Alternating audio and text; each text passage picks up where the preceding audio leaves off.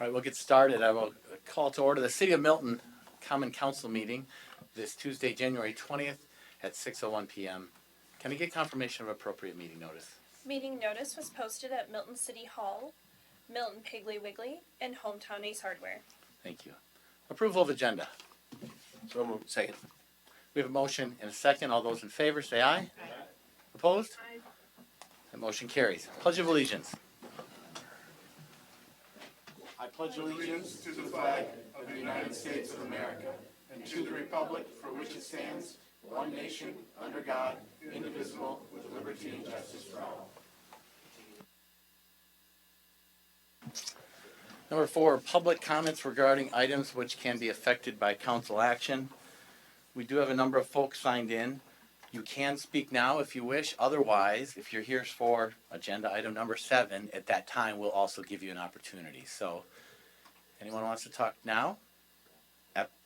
Absolutely can. Just please approach the podium, name and address, and if we can, keep it to 3 minutes. Just be respectful for all. Thank you. Hi, my name is William Lewis, go by Bill. I know Derek and Ashley from Boy Scouts, which I have to leave for here in a few minutes. The reason why that's germane is I took a group of kids to Philmont, did a lot of hiking in Milton in the last 2 or 3 years, as well as my wife and I continually go up the hill. I live at 29 East Sunset Drive, and I really appreciated buying my house because I didn't have to shovel a sidewalk on the south side of the road. I have no use for a sidewalk. I could see maybe doing it on the north side and continuing where you already have one, or waiting until that area is developed. I really don't want a sidewalk. I think it's a waste of money, and it makes a project that much more complex. Put the money elsewhere, please. And that's all I have to say. Thank you. Thank you. Anyone else? We'll wait till 7 then. Chief, if you'd like to give your report, though, at this time. I will certainly start thanking everybody for the courtesy. I am the duty officer tonight, so I'm looking forward to an interesting night. There has been a lot going on since the start of the year, so I will certainly answer any questions. I'm going to hit on a couple of the high points, and then if I miss anything, I'll certainly address any questions that are out there. You have a copy of the report in front of you. It does reflect data through December 31st, so this is one of these that we spend a lot of time looking at internally because it gives us sort of year-over-year perspectives on how things are moving and shifting and that kind of stuff, and I'll point out a couple of things. We ended the year as an overall district 2.4% ahead of the year before. That's actually a positive trend. Because if you remember, the 2 years before that, we were at double-digit increases in 911 activity. So I'm actually kind of pleased with 2.4. I think that's kind of just normal activity. If you drop down, though, and you look at the city of Milton, and there's no action, this is just something that we're going to watch. The city of Milton did have a pretty noticeable increase in activity. And I don't think that's, and I'm looking kind of at the chief, how it compares with what you guys are saying. You're just growing and you're bringing, new businesses into town, you're bringing new people into town, which just leads to increases in activity. And I apologize.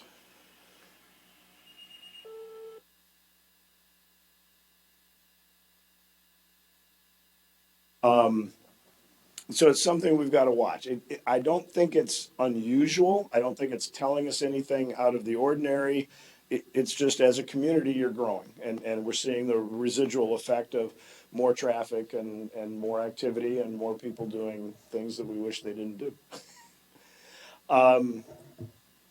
Fire inspection activity, staffing, I'll kind of skip over that. Nothing notable there. We do not have our December books closed yet. We're still clearing out some final processing, but don't see any major issues there, which then gets us to the 3 major fires that we have had in our district. And I will spend a couple of minutes here, and it's probably the topic that most people are interested in getting some insight and background on. The fact that we had 3 major fires in a 5-day period the questions that everybody in the public is asking are exactly the same questions we were asking, right? Is there a connection? Is there commonalities between them? Is there, is there anything here that is exactly the kinds of questions we were asking along with our law enforcement partners? We brought the Division of Criminal Investigation, DCI, the State Fire Marshal's Office in on the very first one, and then the same special agents that investigated the first one investigated the second one and investigated the third. That is not by happenstance. That was very much on purpose, right? To look for the commonalities, similarities, circumstances. There are none. The good news is they found no commonality between them, and I'll talk about each one of them here in a second. So I just wanted to kind of put that message to rest. I think the Rock County Sheriff's Department, their detectives put out a press release that inadvertently in one of the media outlets accidentally got mistyped.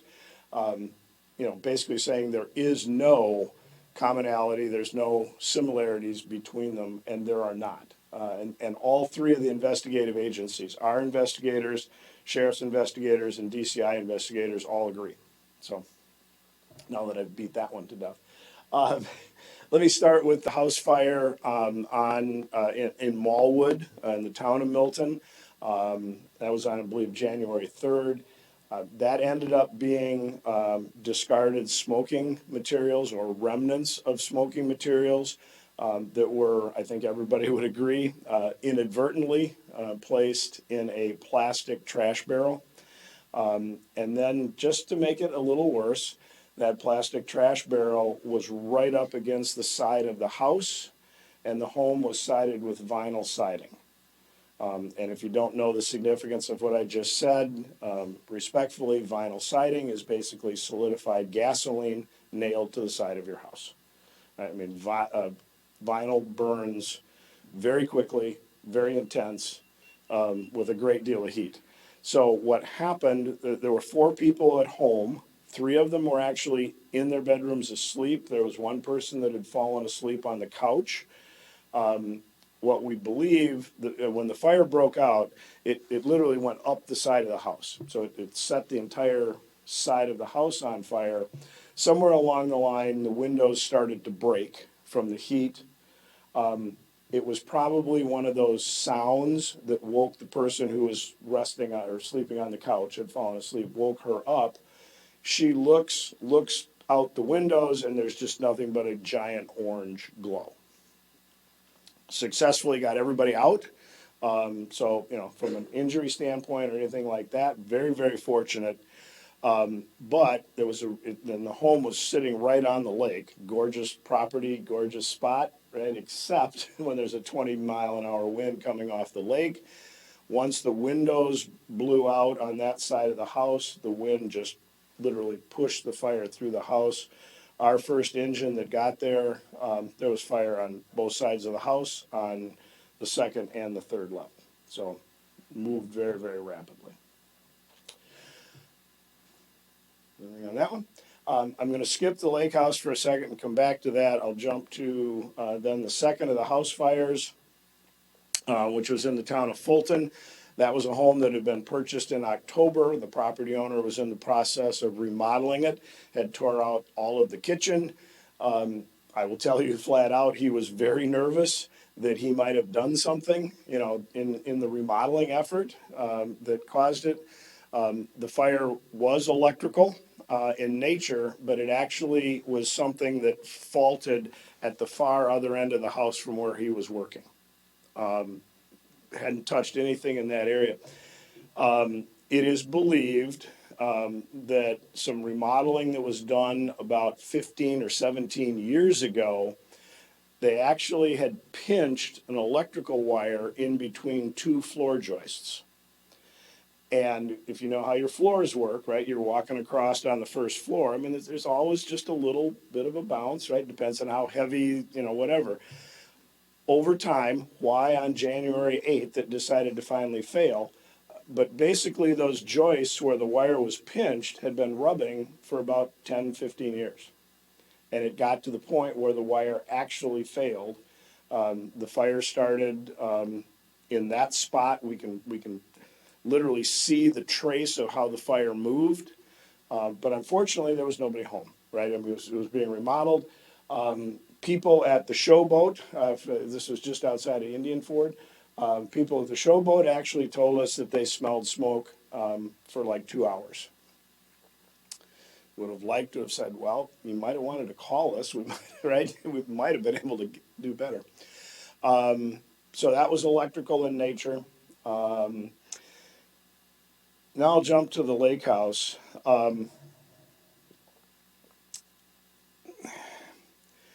That is just one of those addresses that you carry a pager, 24 hours a day for 10, 15, 20 years.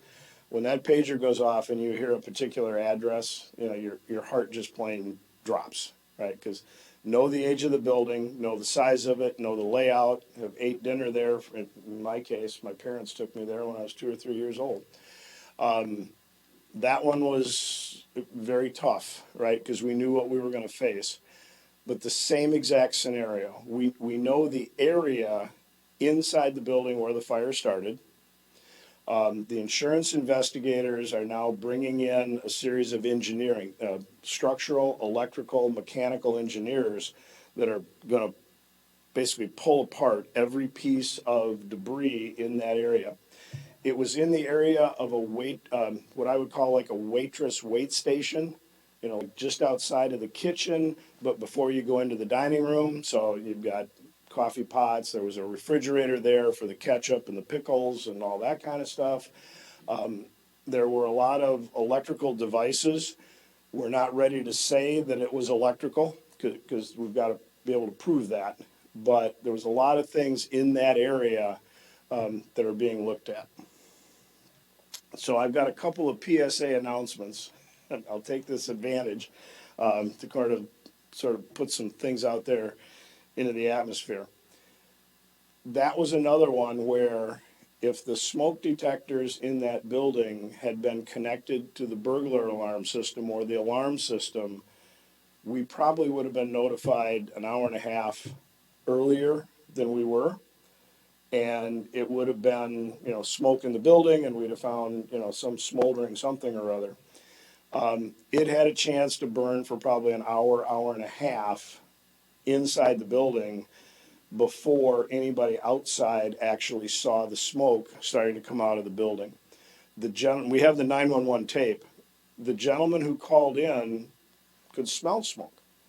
And then he finally went outside and started looking around.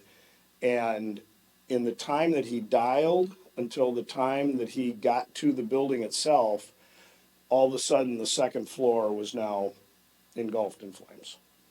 So that was another case where early detection, smoke detectors in your house, right? That's to get you out, right? But if they're monitored and nobody's there, it gets us coming way, way sooner than what we dealt with at Lake House. The other one, and those of you who know me, this is just a pitch of mine.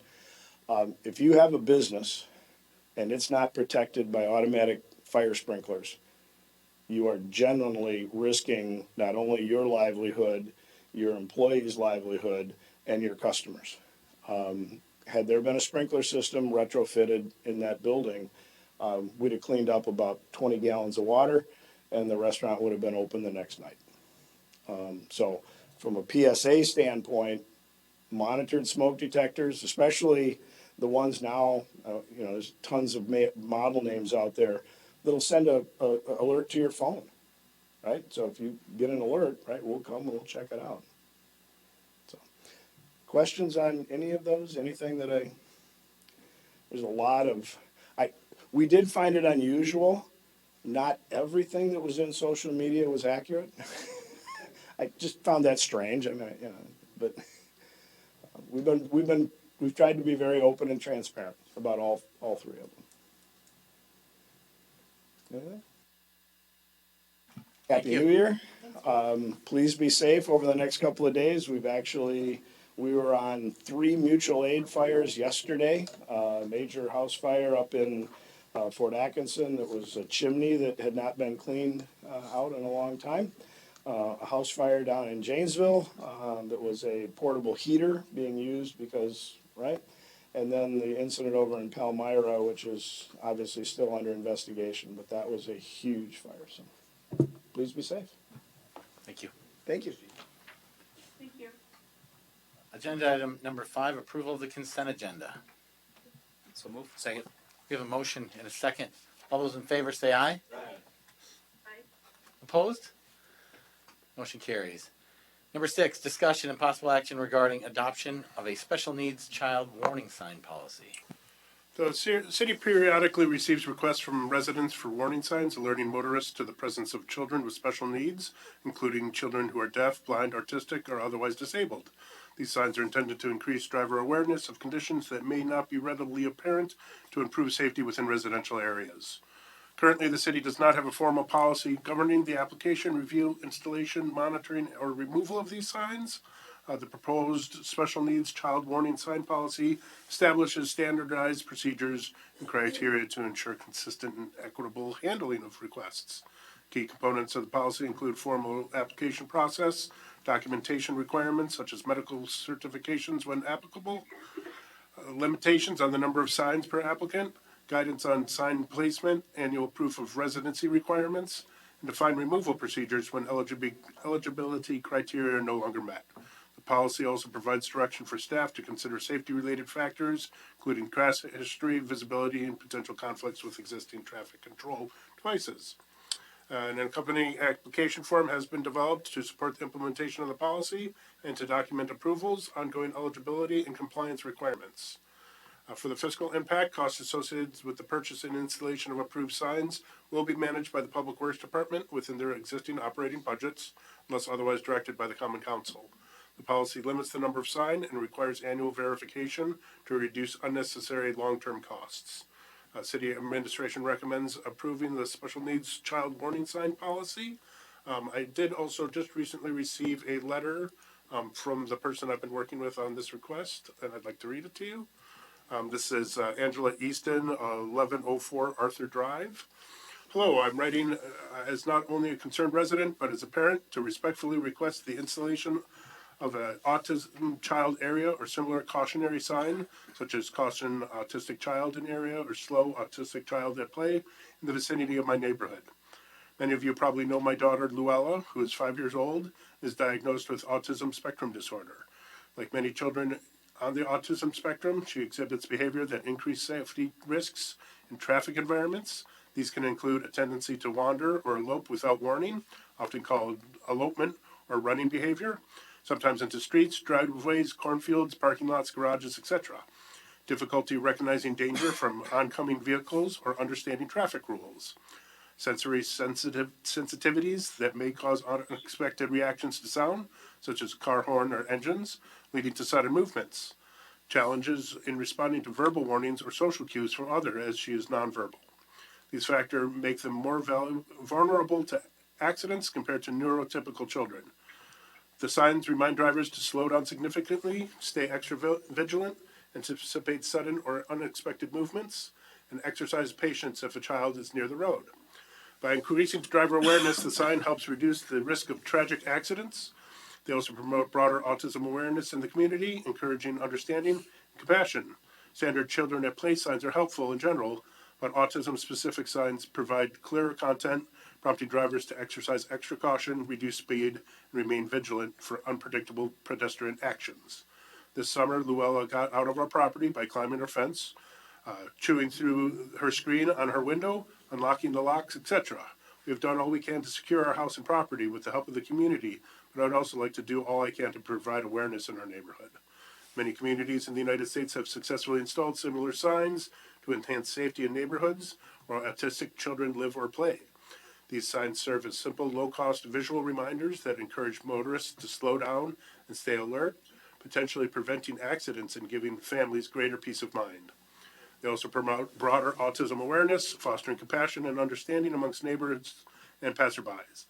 I believe such a sign would benefit not only my family, but the entire community by contributing to a safer environment for all pedestrians, especially vulnerable children. I'm happy to provide any necessary documentation, such as a letter confirming the diagnosis from a medical professional. and to discuss placement options with the appropriate city department. Thank you for your time, attention, and ongoing commitment to the safety and well-being of Milton residents. I look forward to your positive response. Thank you, Paul. Any questions or comments on this one, guys? Paul, was she the resident that you worked with? Oh, sorry. I got you on speaker. Okay, thanks. Okay, I have two questions. The first is, if there is a signed certificate from a medical provider regarding like a diagnosis, is that going to be considered medical information? And does that need to be protected? And if so, is the city equipped to protect that medical information? The city is prepared to protect that medical information. We hold medical information on several of our employees, and that is under lock and key. Thank you. And then the other one is, this is only for children, correct? In number 5, it says disabled person warning signs, and I just want to make sure that it's only for children, as I'm understanding it to be. That is the intention. Okay. Ken? You said that you were working with a member of the community. Is the lady that wrote the letter, is she the person that you were working with on this policy? That's correct. Okay, thank you.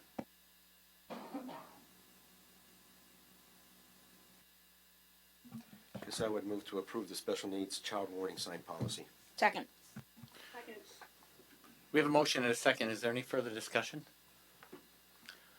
All right, then. All those in favor say aye. Aye. Anyone opposed? That motion carries. Number 7, discussion, direction, and possible action regarding the 2026 utility and street improvements.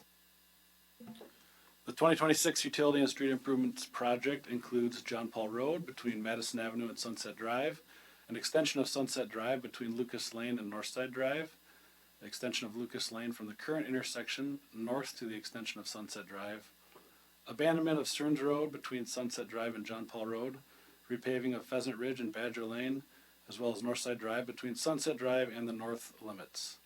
City staff hosted a public information open house on January 13th. Residents adjacent to the project were invited to attend with the attached resident notification letter. The meeting had a large turnout and involved discussion with residents and staff regarding the project. Many residents expressed appreciation for the street pavement improvements and in particular the extension of Sunset Drive. Some residents were not in support of the sidewalk installation for various reasons. Some provided comments that can be seen in the attached sign-in and public comments. The total project cost is estimated to be around $4 million, shown in the attached bid form and estimate. This includes approximately $350,000 for installation of new sidewalks and other necessary improvements to install the sidewalks, such as retaining walls and driveway improvements, grading work. As noted in the resident notification letter, new sidewalk installation is accessible to the adjacent owners of lots that are developed after July 25th, 1996. This would apply to lots along Sunset Drive and Northside Drive. Project funding will be through a borrowing that will be presented later this year. Staff also has reviewed tree planting costs and have determined the estimated cost to be between $300 and $500 per tree. Staff is seeking direction on the project. Thank you, Mark. So I think first I'll anyone that would like to speak on this item at this point can approach the podium, name, address, and keep it under 3 minutes, please. And yes, sir. Okay, thank you, Mr. Arndt.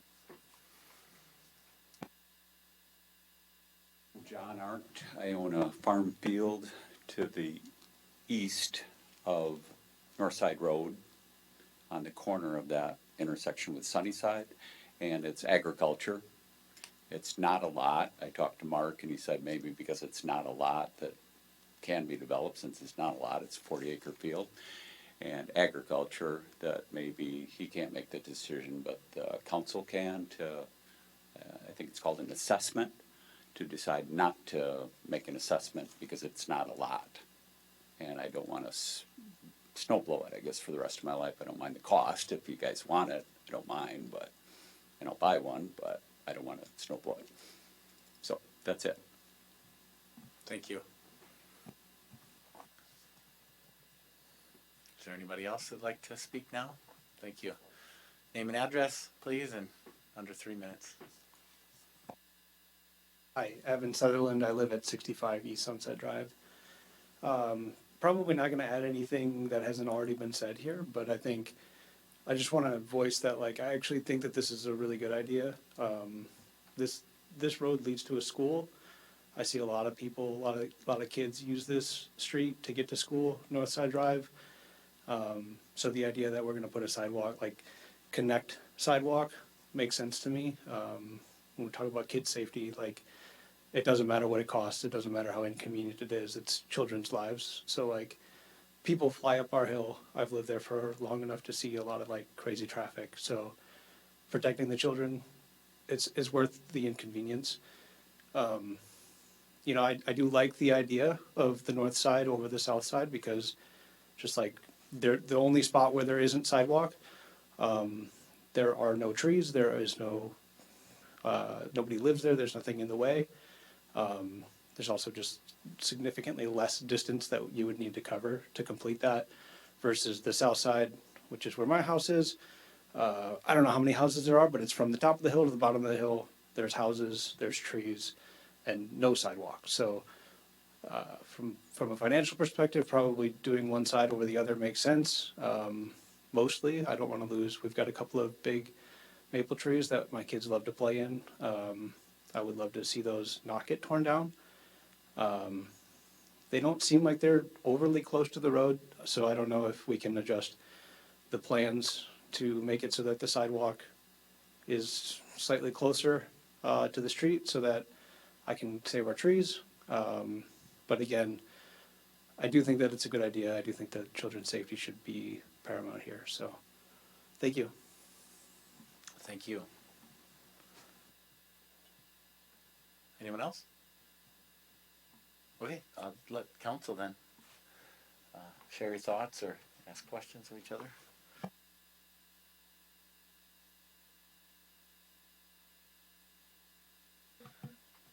I'll chime in first, I guess. I spent a tremendous amount of time pondering this and looking into it. You know, we're all homeowners, and there's a cost and inconvenience, as we all state, but then there's the public good, as just mentioned. The one thing that doesn't make sense to me is just on John Paul Road, leading north on the east side of the road. We have it proposed in there to extend that sidewalk down, but it doesn't actually connect anything. And we've had feedback from the residents that live on that east side. Each one of them would prefer it not be there, or be highly good amount of homework done. And I actually drove by there today, just looking, and just the potential development all the way down that east side. It leads into this area that is township, just little pockets township.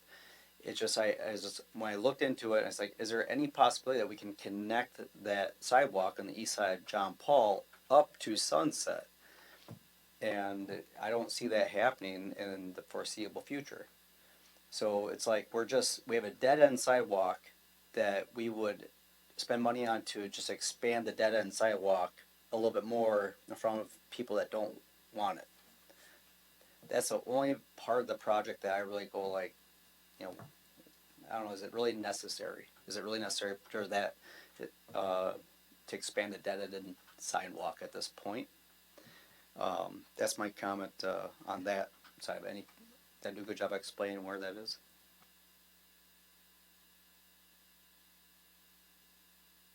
I'm a little lost. Were you saying it dead ends? So, John Paul, taking right up John Paul, there is a sidewalk on the right side of the road going north. And it stops at the cemetery right there on the right side. In the proposed plan, it would say to add more new sidewalk on that side, basically across from the cemetery, extending. But it just goes to another dead end. It only goes down 3 or 4 driveways, and then would just stop again. And from my understanding, most of the neighbors right there would prefer not to have a sidewalk there. And when you drive down there, there's just really no way to continue that sidewalk in the future to connect up to Sunset. I mean, any potential development, it's not practical.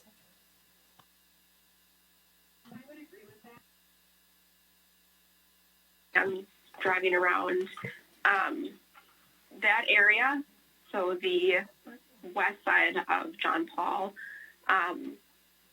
seems to be one of the most concerning areas, just with the retaining walls, the dead end there. So I would like to see a sidewalk continue on the east side of the road there, but not the west.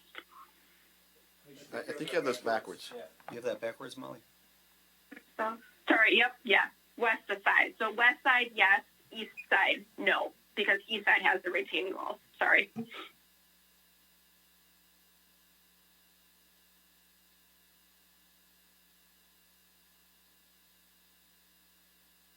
I guess myself, the only place I would agree that we not put them in is in front of an agricultural lot that isn't not developed yet. In the future, if it's going to be developed, fine, we can put them in with that development. But the rest of them, I see no reason to not personally put the sidewalks in. I walk that, as I've said a million times up here, we walk this city, my wife and I do. And that's one of our main routes, is that right through there. And I guess I don't see a reason to not put in the sidewalks. Yeah, we'll actually come around Lucas and then over and around, and we'll go up East Sunset, or we'll cut up John Paul up to Vernal, but around Sunset and up the hill is one of our regular walks. And I don't know how many times when we're walking eastbound, as we're getting close to there, we have had to actually jump onto the side of the road, the grass there, because vehicles coming westbound over the top of the hill, they can't see you, and there's nowhere else to be but on the road. We've had to jump onto the grass because of vehicles just too close to that edge, not paying attention. They're just living their lives. If they're not paying attention, they don't know we're there. But I really don't see, I personally, I'm a walker. And so wherever I can get, I want to see sidewalk. And I feel that these were good plans. I looked at the plans even for the east side of the road. And, I read the one email from the Scheidels, and I asked, I came in earlier tonight and talked to Paul, and I'm like, the things that they're wanting, it seems like things that we would normally do anyway if we're going to be modifying somebody's property, especially a retaining wall. That's a very very important piece of structure for a property. And I was assured that yes, and it felt to me like mostly people just wanted some assurance, and verbalized publicly that yes, we will follow all the rules. We will make sure that all of those things are done with structural evaluations and site plans and individual site plans and things of that nature. And was assured that yes, that will take place. So me personally, my vote is that I would like to see it move forward as it was written, with the exception I said, like instead of just why in front of a 40-acre field if it's not being developed right now. If it were being developed now, I'd say sure, let's get the sidewalk in. Or if there was even a plan, I would say sure, put it in. But as far as I know, is there a plan to develop that property? That would cut off all of North Side extension on that east side of installing sidewalk. Mr. Arndt's property just touches a little bit of that corner along North Side, but there are several houses along North Side that would cut off. I didn't understand that part, Mr. Arndt.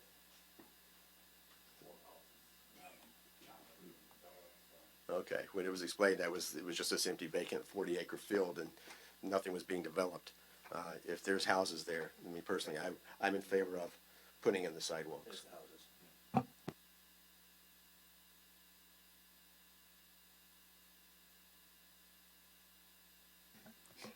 The bottom line is that whole area is going to be developed. So for safety of children and walkers, we would eventually, I would assume, have sidewalks, because it's a fairly busy road. But like Ken said, if it's only on the west side versus the east side. West.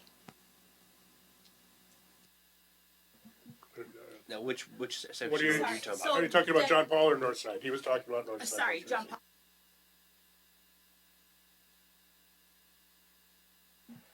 That those parcels that would not have sidewalk in front of it, Yeah. making that dead end, are in the township.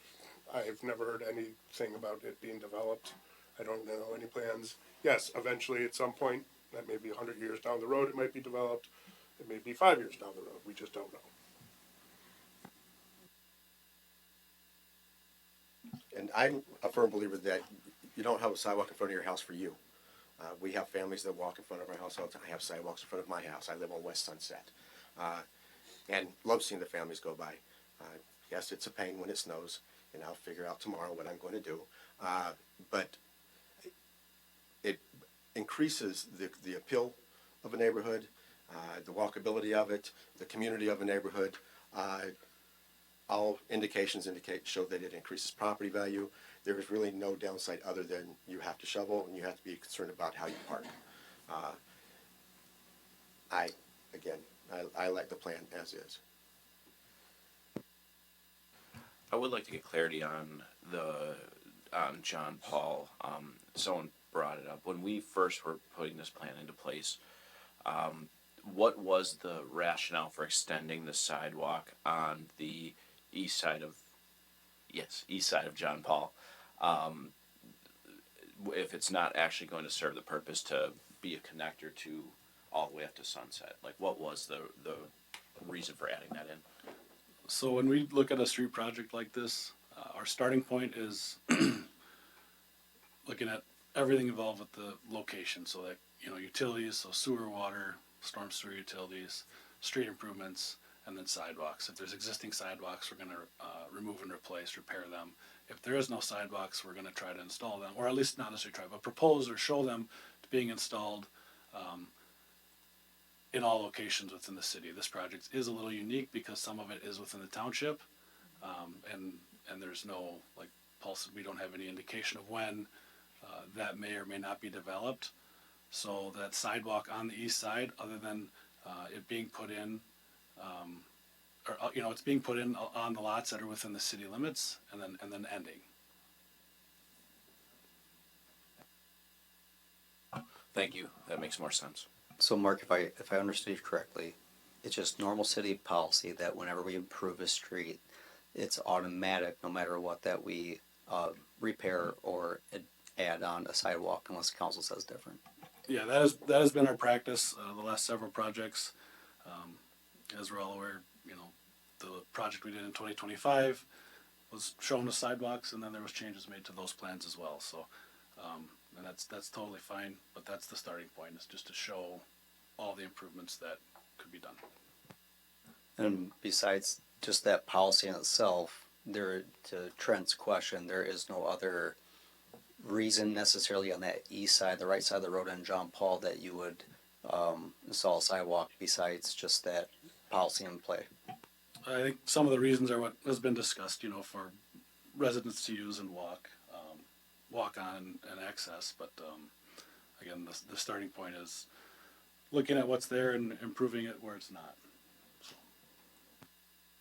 I mean, if we don't add sidewalks in that spot on East John Paul, then if and when that does develop, we'll have to add them at that point, or we should add them at that point. So just throw that out there. And then my other question for you, Mark, you got the same email from a Milton resident that we did. As far as her concerns go, are those, I'm not familiar with the process, are those, the usual steps you guys take to make sure you're, not making everyone whole, but making sure everyone's comfortable, like not tearing up their yard, not putting it back? Like, I think those things are already covered, or is that not things we usually do? So we do have a couple representatives from Baxter and Woodman here tonight too, if there's specific questions. But generally, yes, the project bid documents require certain things from the contractor depending on what the work is that we're talking about. In this case, with the sidewalk installation here, there is more than just a normal routine sidewalk because of the retaining walls and the topography and the grading work. The plans do show the walls being built on right-of-way. I know there was some question and even a suggestion from one resident looking for possibly some changes to that and some work on their property. That again is something that we would try to avoid. And then as far as restoration, yeah, I mean, we would go back in, put topsoil seed, and try to restore it back to the condition it was before the project, so. Thanks, Mark. I guess one of the concerns I have too is if we know there's going to be that future development, we assume that there's a chance of some future development, and this is going to have to be done at some point. Why keep kicking the can down the road where it's only going to get more expensive? That's just, I can appreciate the fact that people, how they feel and how passionate people can get about sidewalks. Nothing brings people in like sidewalks. Got it. But also from a cost standpoint, when we look at the future development of that area, and you can make certain assumptions, and I hate that word, but there's no other one that's appropriate to me. If we're going to have to do that in the future, it just doesn't make good financial sense to me to keep kicking that down and down and down, knowing that eventually it's just going to have to happen. And it's going to end up costing more no matter what. So why not get that done now? I think if that it would be important to have their input at that time, knows who it's going to impact at that time. I mean, we all believe that, yes, it'll be developed, but we don't know when. That's kind of my point is we all know it's going to be, it is only going to be more expensive when we do that. Just to play devil's advocate, if that doesn't get developed for, say, 40 years, we install a sidewalk now, and we then have to pay for maintaining it, repairing that sidewalk at some point again in the future, and then have to repair it, and then finally gets developed. In theory, that will have cost more money. So, either way. I just add to this is two key elements. One is just philosophical. Are you more pro sidewalk or not? And I think the consensus is, I'd say most of us up here are pro sidewalks. The one little area that I bring up, that just that right side of John Paul, when I drove it, and it being disconnected from the city, there's so many pieces that would have to go into effect that I do not see it. The possibility of that specific area being developed in the next 50 years, I think is extremely low, and for that, and the just extended dead end sidewalk, I just don't see the practical purpose of doing that right now. In the future, if that ever changes, I'd be all down for a sidewalk right there. I guess, yes, I don't know how we can predict that just because of the topography. I've seen them do some pretty drastic topography changes in the city of Milton to develop one right over here on this side of town with the wall. To say that, well, I don't see that happening because of topography and because we can't envision it, I don't know that that's a decision that we can make and know exactly how long. And it kind of supports and doesn't support my view, I guess. And I realize that that's where I'm at right now. But I will always be in favor of it. I'm one of those people because I do love to walk, and I do believe that it makes the city a nicer place to be.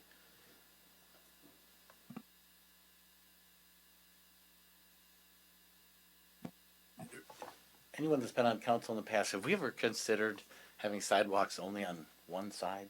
Why it is both sides? Because every intersection, you're going to cross the street. So why can't you cross the street to the other side?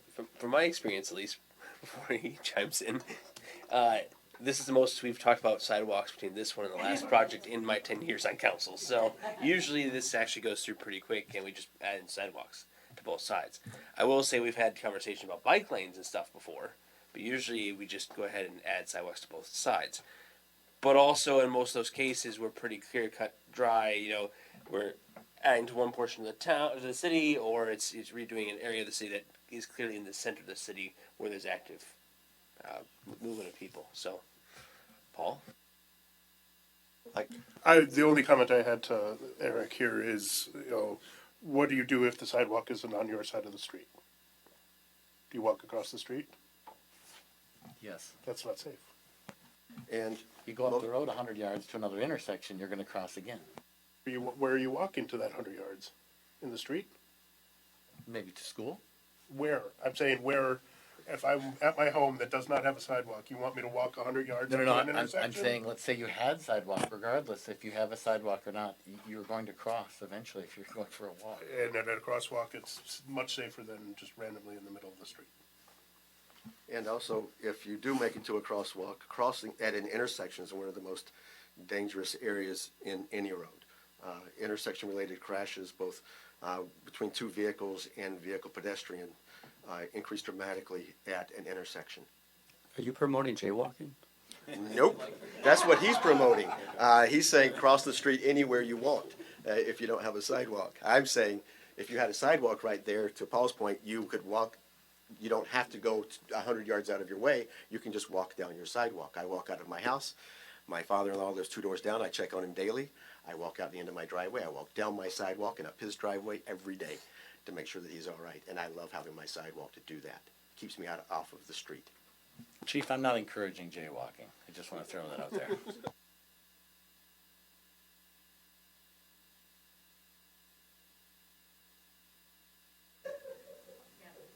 This is not my confession. So I would like to make a proposal. Okay. Okay. Or a motion, I'm sorry. I make a motion that we approve the 2026 utility and street improvements with the exception of the extended sidewalk on the east side of the John Paul Road. We have a motion and a second. Is there any further discussion? All those in favor say aye. Aye. Opposed? That motion carries.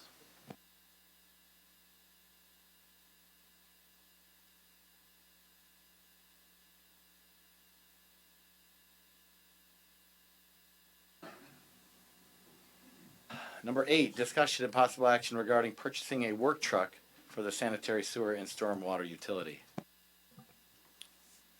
The sewer utilities are looking to replace a pickup truck. The current vehicle is a 2009 GMC Sierra that was purchased used in 2011. It has approximately 91,000 miles on the pickup. The proposed replacement vehicle is a pickup with a utility body, allowing for staff to keep tools and parts needed for routine job functions on the vehicle. Staff prepared a request for quotes for the vehicle and specifications requested by the utilities. It was provided to local dealerships. 2 responses were received. Neither quote provided a preferred vehicle. Staff did find a vehicle at a different dealership, and it was also a lower price. Disposal of the existing pickup will be discussed at a future meeting. The truck purchase was included in the approved capital improvement plan amendment and the 2025 stormwater borrowing. The quote for the preferred vehicle provided by Boucher Fleet Group of Racine was for $57,423.50. The approved CIP amendment and 2025 borrowing included $50,000 for stormwater funding for the purchase of this vehicle. Because the vehicle will be used by the wastewater utility, staff is also proposing to use wastewater funds to pay for the difference. City administration recommends approving the purchase of the work truck from Boucher Fleet Group in Racine. Thank you. Any discussion or questions for Mark? Just one quick question on the wastewater side, like no issues with their budget covering that additional amount? No.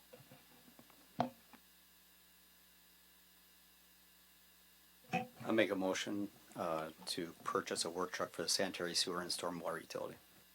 Second. We have a motion and a second. Is there any further discussion? All those in favor say aye. Aye. Anyone opposed? That motion carries. Number 9, discussion and possible action regarding modifying the approved 2026 capital item request.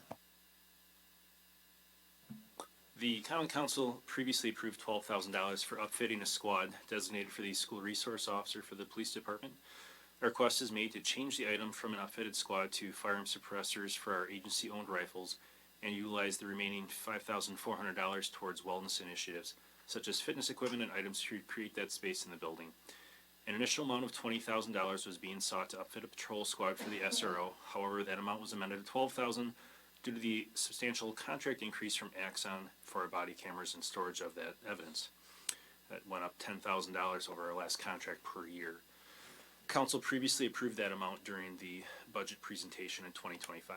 This request is to amend the purchase from the squad upfit to 8 patrol rifle suppressors, which is a total cost of $6,600. These include the 6 patrol rifles for our normal squad and patrol and the 2 designated for the SRO and our SWAT officer. The benefit to the suppressors is reduced liability for the police department and city due to noise reduction and potential hearing damage in the event the firearm is fired from within a vehicle, inside of a building, or around others, including that officer. Additionally, they reduce muzzle flash, which aids in low light, no light incidents, and due to the noise and flash reduction, they help officers remain focused and accurate. Muzzle suppressors provide significantly better noise reduction than ear-level devices alone. The 2 combined in firearms training will reduce the potential for hearing damage to our officers. On the topic of wellness, the city has an opportunity to offer a workout space for city employees. Staff's concern for employee physical health is an important component in recruitment and retention, and this would provide an opportunity for employees to make or keep self-care a priority, and is an investment in our employees' personal health and career longevity.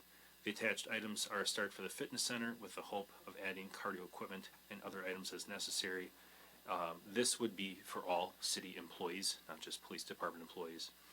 Fiscal impact, there is no change in fiscal impact from what the Common Council has previously approved. City administration recommends approving the change from the squad outfit cost to rifle suppressors and utilize the remaining $5,400 towards wellness initiatives such as fitness equipment and items to create that space in the building. Attached are quotes for the suppressors from ADM and an estimate from Titan Fitness. Thank you. Any questions for Chief? So is the that squad upfitting then getting pushed to a different year, or? Currently, our staffing, we're reduced staffing right now. We have a couple vacancies to likely fill in the near future. And with that, the $20,000, it was a need for the department, but it's not an immediate need now. I look at the workout facility for all department or city employees was a goal of mine when I came here. And we have the space in the building, and I wanted to take advantage of that to aid in our recruitment and retention efforts. And I look at it, this now being the rifle suppressors, that aids obviously just our department, which the officers have to take advantage of because of required training for firearms training. The workout area and equipment is an opportunity, which I can't make them work out, but I can at least provide them the opportunity, and all city staff with that opportunity, if council approves of it. Just for that, for me personally, working out was a savior for me to alleviate stress and keep me in the game as a necessary requirement as an officer. I've had the opportunity to shoot suppressed rifles, and it is a game changer. And I look at the 6,600 being a drop in the bank compared to potential accrued hearing damage loss for officers down the road, and what that would cost potentially. I see the benefits of the changes. I was just curious about the upfitting, if that was just getting pushed. Ideally, I'm looking at 2-3 years down the road. If it was $12,000 just for that project alone, it's not enough to do it 100%. Sure. And I'd rather not either go the cheap route. I'd rather wait till we have the sufficient funds to make that adjustment. And right now, it's not a priority. Understandable. Where's the gym at? It is the lower level of this building on the opposite side of the police department. It doesn't share. There's a separate room where it's currently housed with city hall files, and it was originally supposed to be an evidence processing area for the police department. That has not been utilized, so it is currently all storage. And then through that space is the secure area, which is the evidence room for the police department. So it'd be that middle large area that is to be condensed. So one side of that lower level storage area would be the workout area, which is quite large. I would move to approve the budget change from squad outfit cost to rifle suppressors, and to utilize the remaining $5,400 towards wellness initiative. Second. We have a motion and a second. Any more discussion? All those in favor, say aye. Aye. Opposed? That motion carries. Number 10, discussion and possible action regarding amendment of council policy. Number 1, filling alderperson position vacancies. At the request of Alderperson Smith, proposed draft modifying council policy number 1 is presented, removing the option for alders to cast written ballots. This would be in section 5 of that policy for the second meeting. Once complete, the voting for final candidate shall begin. Each council member votes for one candidate. At this stage, the mayor shall not be permitted to vote. Voting will be conducted by roll call, and the individual receiving the least number of votes on the first vote will no longer be considered a candidate. And additional voting continues using the same process until only one candidate receiving the majority of votes cast. Essentially, this removes the ability to use paper ballots and would require roll call voting. There's no fiscal impact for the city changing this policy. The city administration makes no recommendation on this policy change. Yes, the reason for my reasoning is that if you're going to sit up here, if you get elected by the people to sit up here, I don't understand why you won't say what you want. You would want to write it down. We worry about transparency and the how we appear. I think this removes any of that. And I personally, I will tell you how I feel. I don't need to write it on a piece of paper to pass down to have it tabulated. I was voted to be up here, and if I'm going to sit on this dais, I'm going to tell you how I feel and what I think.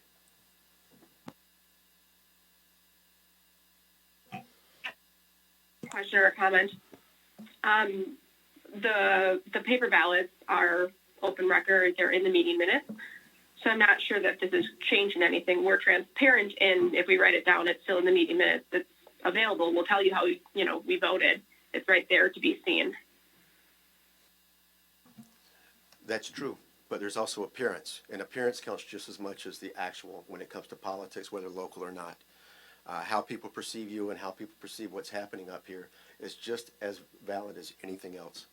And it gives a greater appearance of transparency when you sit up here and you say how you vote and how you feel.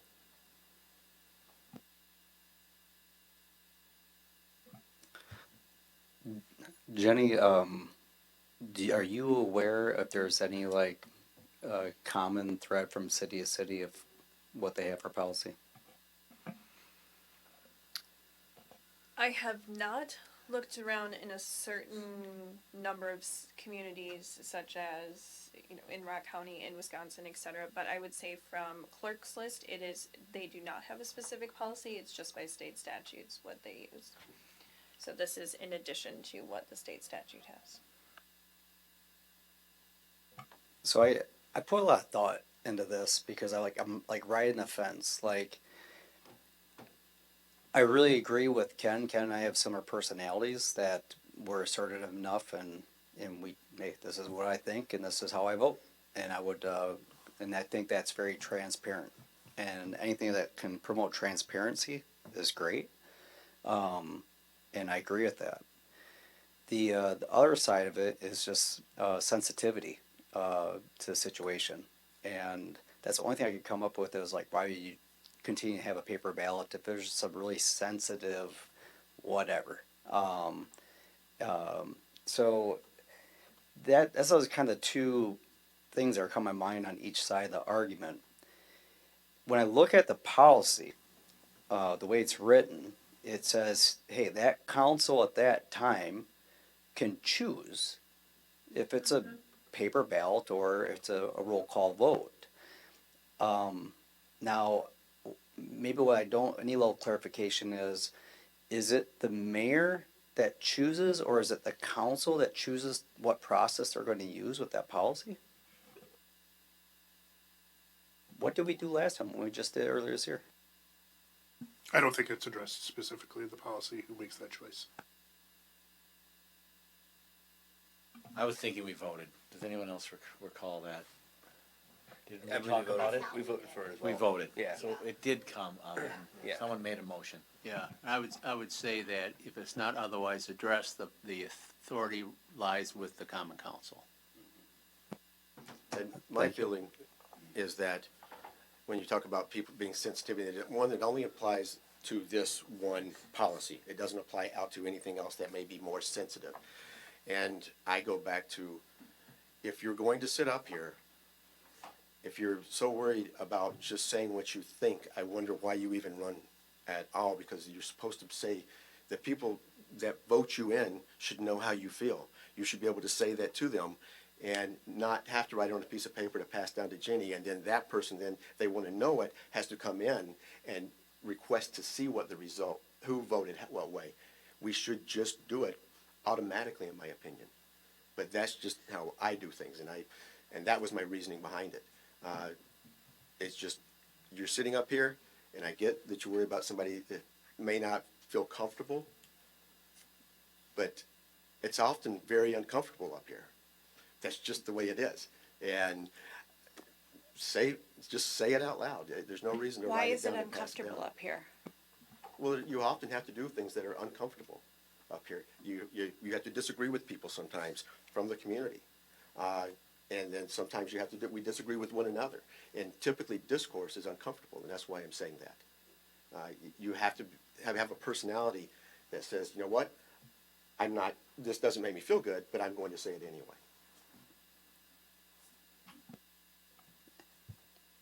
I agree 100% with Ken with the transparency and doing that. The only thing I can come up with is, like if we had this vote next, like this spring or something like that and it happened, I'd be right. Yeah, I want roll call vote, unless there's a really extreme thing. But to change to say this is how you have to do it is the only thing that bothers me for future councils down the road to change this policy. That's the only reason I sway towards keeping it the way it is, even though I agree with you. Well, if things change down the road, then they can do what we're doing right now and have that discourse and have that conversation. I just felt it was something that was important. And like I said, if you're going to sit up here, say your mind. Don't write it down and pass it down.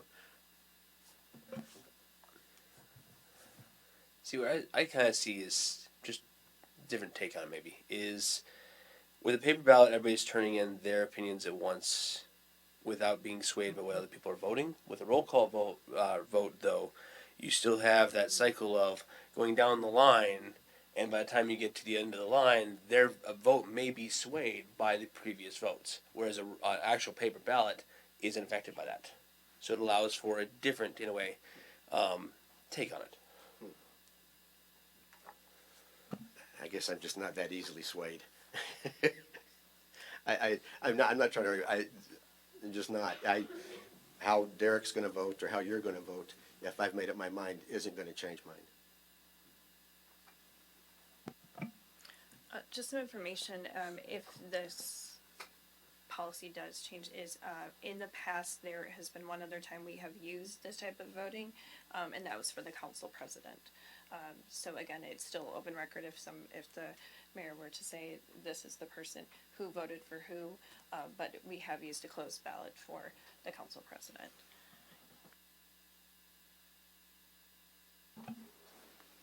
I'm going to make a motion. I actually am going to make a motion regarding the amendment of council policy number 1, filling alderperson position vacancies to keep the same as is. I'll second that. So we have a motion and a second to make no change to the policy. Is there any further discussion? We'll vote. All those in favor, say aye. Aye. Opposed?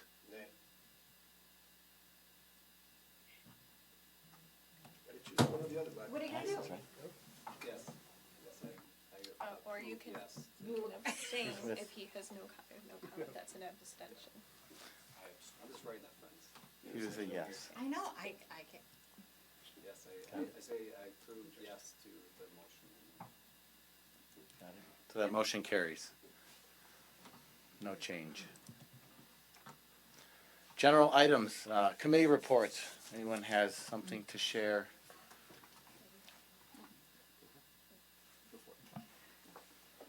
I'm going to provide an update about Historic Preservation Commission. So they're meeting tomorrow night at 5:30, but I do have a little information is that they're continuing to make progress on the interpretive sign project. And at their most recent meeting, the commission approved an interpretive sign for the Burdick Corporation, which is now home to Can-Do Industries. So Burdick Corporation was there for about 85 years, and then it hosted the School District of Milton programs, Blackhawk Tech, and ANGI Industries.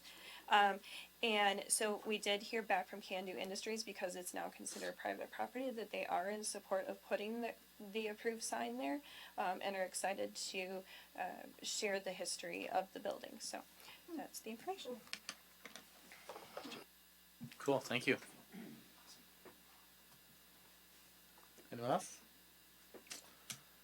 All right, we will move on to staff reports. Just a reminder that there's salted sand available at the Public Works Garage. With this real cold, the salt doesn't work as well, so come take advantage of that if needed. It's available for all residents. Thank you, Kelsey. Through this last Friday, January 16th, there's been 63% of property taxes collected through Rock County for City of Milton. And then I've just been pivoting over to working through audit prep and our year-end process. Thank you, Paul. I've received for our comp plan future land use maps. I've been reviewing those. Also, we received last week an application for a PUD for 118 units in the city. That will be in front of the Plan Commission for the rezoning. There'll be a public hearing for Plan Commission on February 17th, and then afterwards you'll be hearing that request for rezoning as well. Great, thank you. Jenny, want to go again? Sure. So the city has been continually working through a website refresh, and that's part of the current Civic Plus subscription. Today, they did provide us a draft layout and color proposal, which is now being reviewed by the leadership team. Some of the main changes are specifically on the homepage, which include additional menu items, and shifting the calendar and newsflash higher on the page so it's easier for residents to see. Overall, the website has received great feedback from our current one, so there hasn't been a huge amount of updates. But then next steps, as they do the final reviews, then council will be able to review that, and we'll be rolling that out probably in the next few months. And then the city has started receiving special event permit applications already for 2026 for this summer, and staff's working through those applications, answering questions before they come to council, which is expected to be in February, so we should have a few. And as a reminder, the next election is going to be April 7th, and there will be no February primary. All right, thank you. Chief, if you got anything. Currently, Officer Martirano is in our second phase of 4, middle of that for field training. Everything's going well for him. I'm currently working on our 2025 annual report, as statistics and everything from 2025 should have completed by now. Also working on all employee evaluations, and pretty quick I'll be attending the Chiefs Conference in early February. This year they're highlighting a larger section of that on public information officer training. I've had a little bit of that in the past, but definitely can brush up on that. We are also currently hiring for patrol officers and establishing an eligibility list with a recent resignation. So with that, if you have any shoulders to tap, any people to lean onto, I greatly appreciate distributing the word that we are hiring, as several of our previous hiring cycles have not gleaned a high number of applicants. As I've previously reported, we are not the only agency in that predicament, but hopefully that trend starts to cycle upward where we get a larger flux of applicants into this field. So any help from council and those in the audience would be greatly appreciated. Other than that, it's pretty light right now for training for our staff. That usually picks up on late winter, early spring. Right now, we're just working on that transition period from the retirement of Deputy Chief Tresmore and Sergeant Quarter fill in the ranks that he left. Thank you.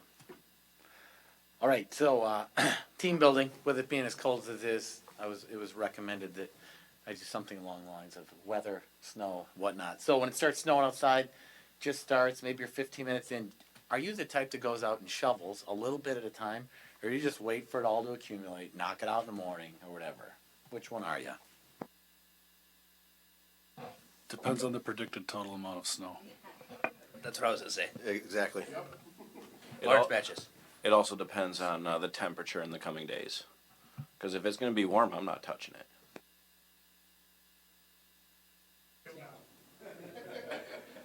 I have a tendency to shovel multiple times over the smaller amounts and then just wait until it dumps 12 inches and just do that all. I just don't look at the weather forecast well, apparently. So I have a stone removal company named John Hensey, my son.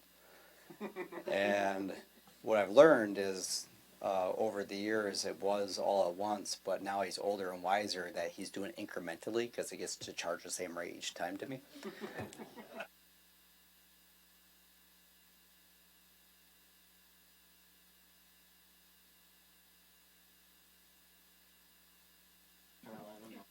I was agreeing with everybody else. Yep.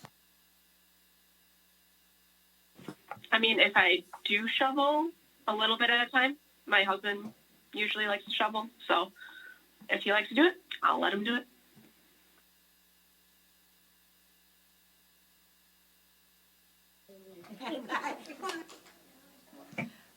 I am thankful that I have a contractor that does not charge me to do my snow removal. Well, he lives in the same house, so so I am not picky. So whenever he would like to do it, is perfectly fine. And I do it a little bit at a time, otherwise it's too much of a workout. I'd rather just do. Oh, jeez. Why? Go ahead, folks. You get to you. Too soon. Too soon. Didn't. No. But you have a driveway.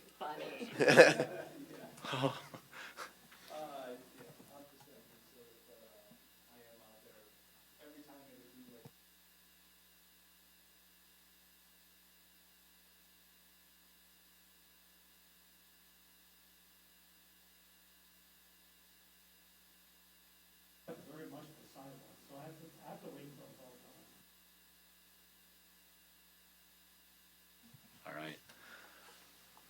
Thank you, everyone, for playing along. That was fun. Kept it short and sweet.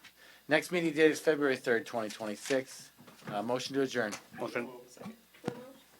Let's vote. All those in favor say aye. Aye. Opposed? We stand adjourned. Thank you, everybody.